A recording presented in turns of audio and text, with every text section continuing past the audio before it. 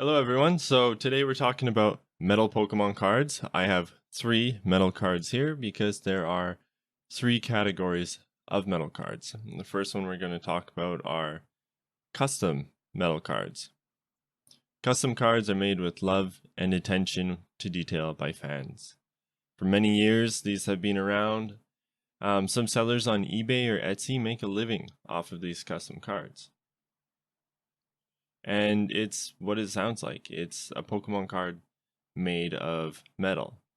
Usually they're gold. Some have some color in them, like this Charizard. Some are full color, and some are just silver or polished, I suppose. Having a custom metal card created for a special occasion, like a wedding or a birthday, is a really cool, really unique gift idea. And the next category is sort of a subcategory here. So I do have 3 cards because this fits into both, and that's fake metal cards.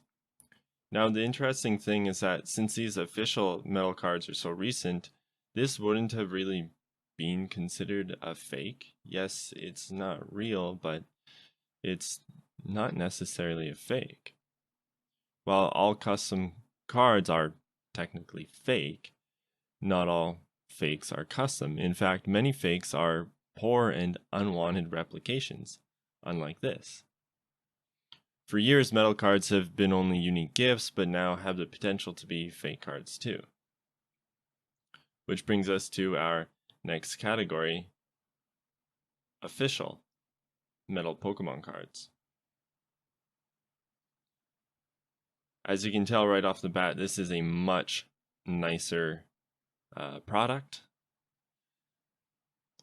And as far as official metal cards being produced and distributed by the Pokemon Company, only 2 have ever been produced, this guy and a Pikachu. And they both came in the same product. In 2021, the Celebrations Ultimate Premium Collection hit store shelves. Among other fun stuff, the product contained 2 metal cards.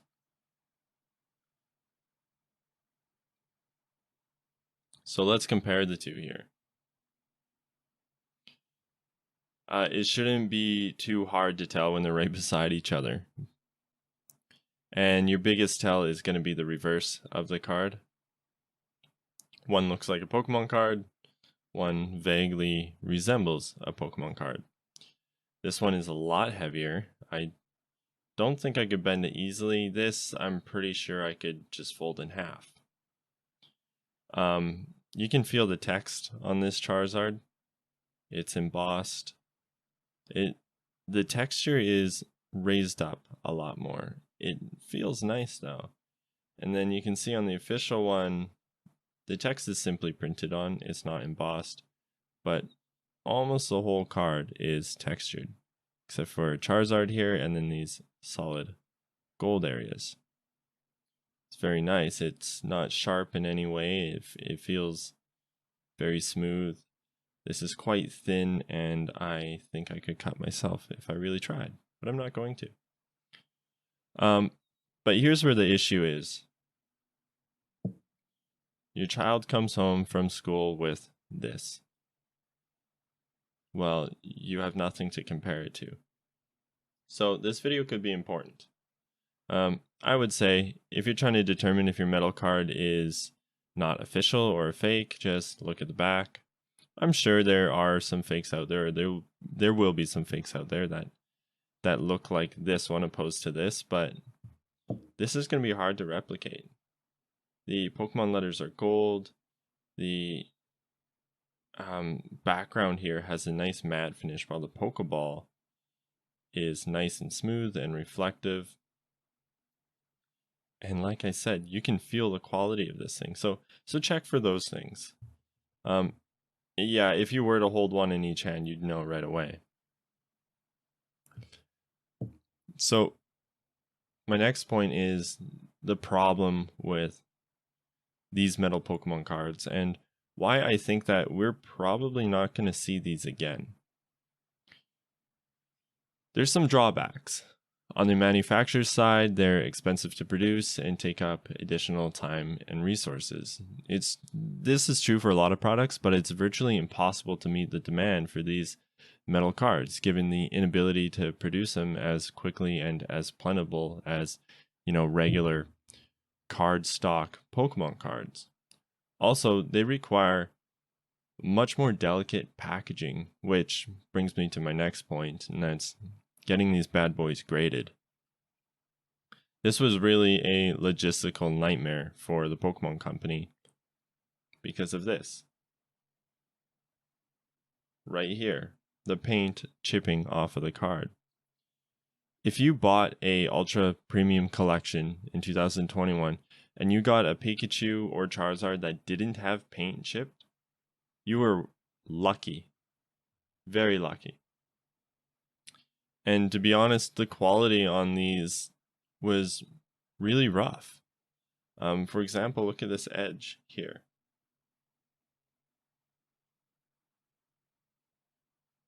This is nice. The blue comes right to the edge. Here we see some gold. I don't think that's going to bode well for the grading process. There's a bit of a nib here in the Pokeball. I might be nitpicky, but I mean, we're going for 10s, aren't we? On the consumer side of things, it was tough to get a nice one, and the secondary market blew up pretty quick. PSA graded these when they first came out. In fact, they graded 259 before they said no more, because the paint was chipping off the edges after the grading process when it was already in the slab. So they quit doing that. However, CGC will still grade these, and some other grading companies will too.